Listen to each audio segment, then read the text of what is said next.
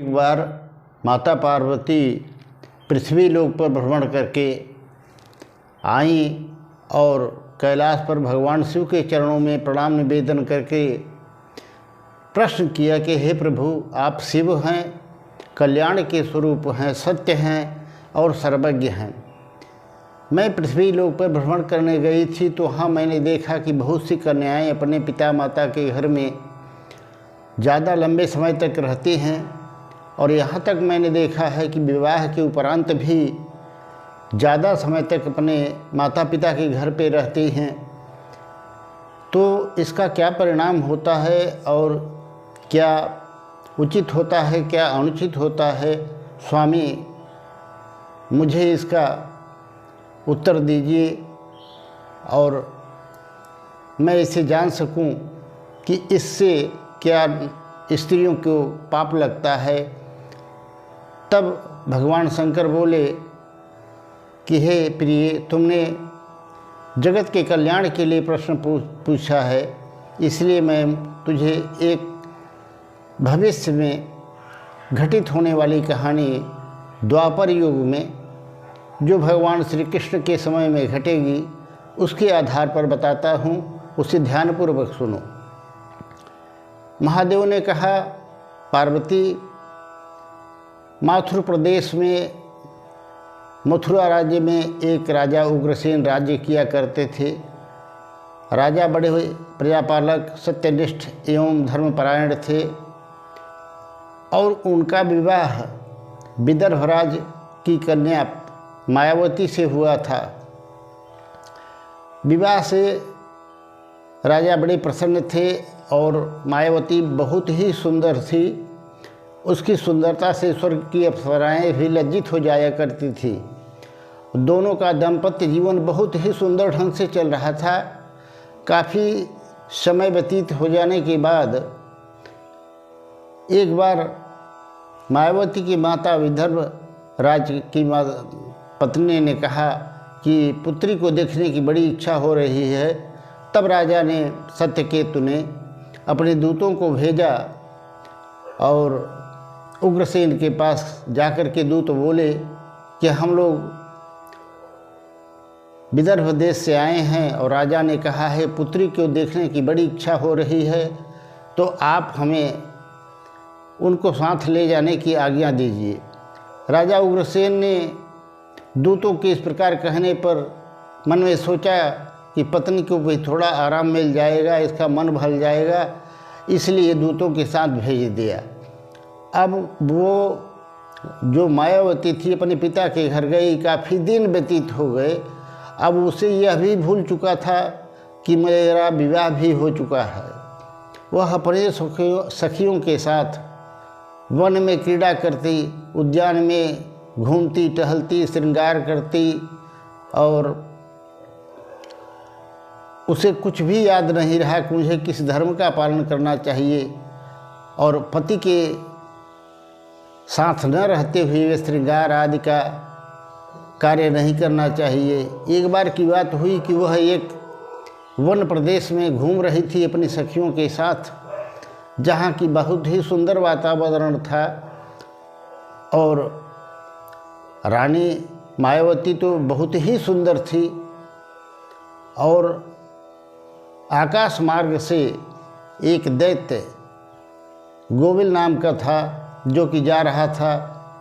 उसने जब देखा तो कुबेर का अनुचर था, दानव था, उसे सब ज्ञात हो गया कि हम मायावती है और उग्रसेन की पत्नी है।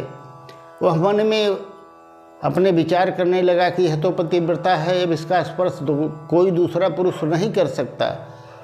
उसने अपने माया का रूप बनाया और उग्रसेन का रूप धारण कर लिया और जहाँ रानी पद्मावती बैठी थी उससे थोड़ी दूर एक पेड़ के नीचे बैठ करके सुमधुर संगीत गाने लगा, जिसकी ध्वनि जब रानी के कानों में पड़ी तो वह मंत्रमुग्ध हो गई और वह सखियों के बीच से उठकर उसके पास चली गई।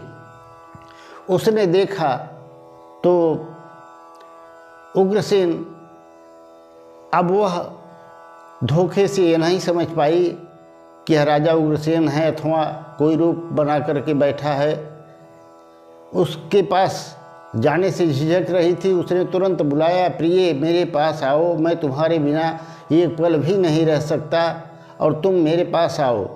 रानी उसके पास गई। वह उसे एक घने जंगल में ले गया और अपने मनमाना भोग विलास किया। भोग विलास करने के बाद तब मायावती ने देखा कि उसके पति के गुप्तांग में एक चिन्ह था जो कि उस पुरुष के गुप्तांग में नहीं था। तो वह पहचान गई कि यह तो नहीं है। तब उसने ध्यान दिया तो क्रोध करके बोली, तुम कौन हो, सच सच बताओ, नहीं मैं श्राप दे दूंगी, तुम भस्म हो जाओगे। तब उस दैत्य ने कहा कि तुम कौन से पतिव्रत की बात कर रही हो, तुम अपने पति से दूर, इतना दूर हो कि उसका तुम्हें चिंतन ही कहाँ है। तुम तो सखियों के साथ घूम रहे हो, मौज कर रही हो और आनंद ले रही हो। और बताओ, अगर तुम पतिव्रता हो तो पति तुम्हारा 400 कोस दूर यहाँ से है। तुम ये श्रृंगार या आभूषण, सुंदर वस्त्र किसके लिए धारण की हो, कौन सा तुम्हारा पतिव्रत है। रानी ने क्रोध किया तो उसने कहा, देखो धर्म मैं भी जानता हूँ, पर तुमने पतिव्रत धर्म का उल्लंघन किया है और तुम मेरा कुछ भी बिगाड़ नहीं सकती। रानी बड़ी दुखी हुई और सच में उसका कोई भी बस नहीं चला। वह बैठकर रोने लगी। तब उस दानव ने कहा कि देखो रानी, मैंने तुम्हारे उदर में जो वीर्य स्थापित किया है वह तीनों लोगों को रुलाने वाला बालक पैदा होगा और अब तुम जाओ। यह कह करके वह दानव वहाँ से अंतर्धान हो गया। रानी रोती हुई अपनी सखियों के पास आई और सारा वृत्तांत सुना दिया। सभी बड़े दुखी हुए। घर पर आकर के सखियों ने उनकी माता को सारी बात बताई। तब विदर्भराज सत्यकेतु ने तुरंत व्यवस्था करके उस अपनी पुत्री को उग्रसेन के पास भेज दिया। उग्रसेन उसको पाकर के बड़े प्रसन्न हुए और राज्यकाज चलाने लगे, उसके साथ प्रेम पूर्वक रहने लगे। अब वह बालक जो उसके रानी के पेट में था 10 वर्ष तक पेट में ही पलता रहा और जब पैदा हुआ तो वही कंस था जो कि अत्यंत क्रूर अत्याचारी था, जो कि भगवान के हाथों, श्री कृष्ण के हाथों मारा गया। मित्रों, भगवान शिव ने बताया कि कभी भी स्त्री को अपने पति से दूर नहीं रहना चाहिए। उसका तो धर्म यही होता है कि सदैव उसके चरणों में रहे, उसकी बातों को माने, उसकी बातों का उल्लंघन न करे और उससे प्रश्नोत्तर न करे और अधिक समय तक अपने माता पिता के घर में न रहे। विवाह के बाद तो पति का घर ही उसका घर होता है। ऐसा न करने से उसे भयंकर परिणाम भोगने पड़ते हैं। और दूसरी बात ये कि कन्याएं जब तक कुमारी होती हैं, विवाह के योग्य हो जाएं, तो माता पिता को भी चाहिए कि उनका विवाह तुरंत कर देना चाहिए और विवाह के बाद अधिक समय तक अपने घर में नहीं रखना चाहिए।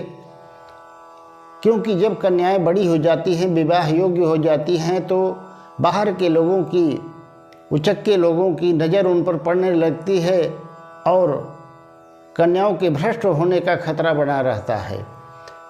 इसलिए इसमें बहुत सावधानी रखनी चाहिए कि पहले तो कन्या विवाह योग्य हो जाए तो उसका विवाह कर देना चाहिए और विवाह के बाद फिर स्त्री को सदैव पति के साथ रहना चाहिए। यही उसका धर्म है, इसी में उसका पतिव्रत धर्म सुरक्षित रहता है। मित्रों, वीडियो कैसा लगा कमेंट में हर हर महादेव कह के अवश्य बताइएगा। जय श्री कृष्ण, राधे राधे।